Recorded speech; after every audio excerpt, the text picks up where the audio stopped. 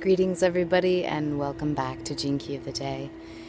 It's been a moment since we've had a video. I've been going non-stop and am actually here visiting my father on North Whidbey Island in Washington and other family members, and just taking little Bija out on a nap walk and enjoying the beautiful view.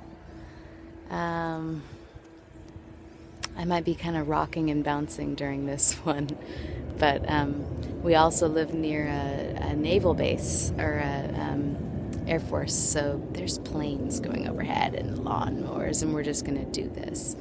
So happy full moon.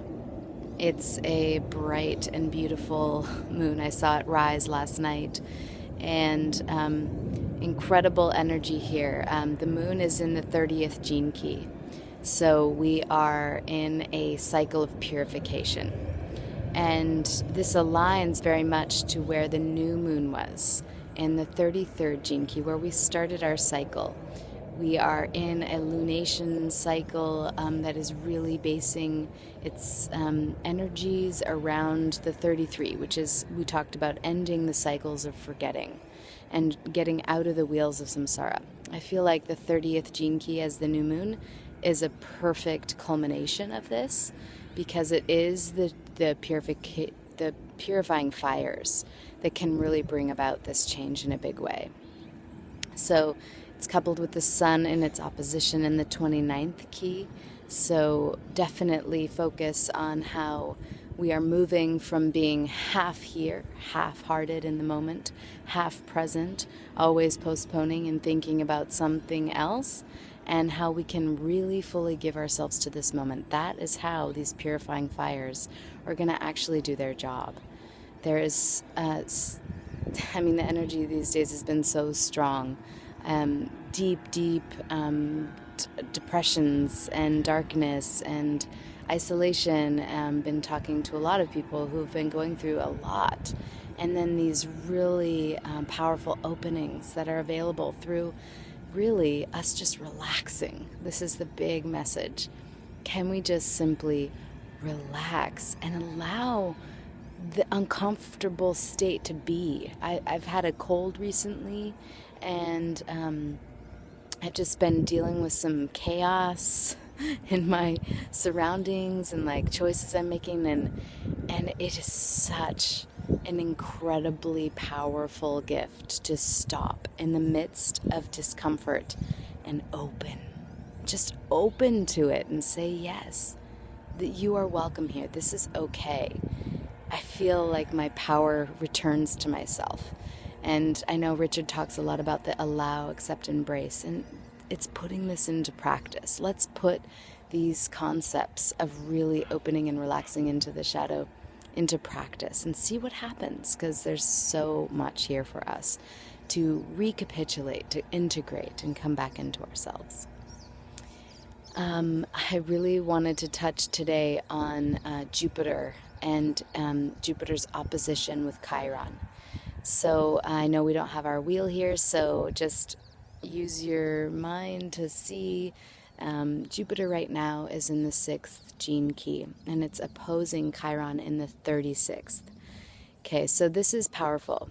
Chiron being in the 36th alone is just the wounded healer is coming to sit and open up into one of the deepest points of suffering in the whole 64 matrix. It's finding the purpose of our suffering and discovering how, if we surrender into it, we can open up into our great humanity that connects us all together and into the compassionate heart of our humanity. So Chiron in the 36 is very deep. It's bringing up incredibly deep emotional and relational wounds. Jupiter coming to sit in the 6th gene key in its opposition is just going to expand it and give it opportunity for growth and possibilities for integration and for meeting the suffering, and to really just stare it in the face and say, hey, and Jupiter's a beneficial energy, like if we use it right. It's just, it wants to help us. It wants us to grow and to learn. So how is the 6th gene key guiding us in this? The 6th gene key moves from conflict to diplomacy and to peace. And this is a really strong theme right now. I want to just touch on how why this is such even more kind of amplified of a strong key. So Venus and Mars, these two feminine and masculine planets, the last time that they were conjunct, we consider these this a new moon. So we can look at any two planets and see when they were last conjunct, and then watch as they move through their cycles and see what patterns, what archetypes they're working through. So last fall in 2015, Venus and Mars were conjunct in the 6th gene key. So these feminine and masculine planets are now on like this 2-year cycle of working through the 6th, which is all about balancing polarities. So here we have, these two polarities working on balancing out polarities. So this is very timely because as Venus and Mars now go through their lunation cycle, you could call it a lunation cycle, but really it's just the first quarter, their first square, the opposition, the third quarter square, and then back to their new moon. They reached their third quarter square, so they had come all the way back around into a square right when Jupiter came into the 6th and opposed Chiron in the 36th. So to me, this is just a major sign that there's some deep healing between the masculine and feminine and just simply the polarities. There's balance that's wanting to come. And Jupiter's here as a great messenger of expansion, growth possibility. So what does this look like in your life? What are you meeting in your life that is causing conflict? What conflicts are alive for you? What places are you imbalanced between your, perhaps it's, your left side of your body and your right. It can be something as literal as that. Your pH balance. Your relationship with your partner. That's a good one. This really hits home into relationships, and because self and other is this perfect polarity. So the inquiry here is how can you soften your defenses? Because that's really what's causing the imbalance and the conflict, is this defensiveness and inability or unwillingness to really hear the other or be receptive to the extreme opposites lessons that they have for us. And this is inhibiting our integration and balance point.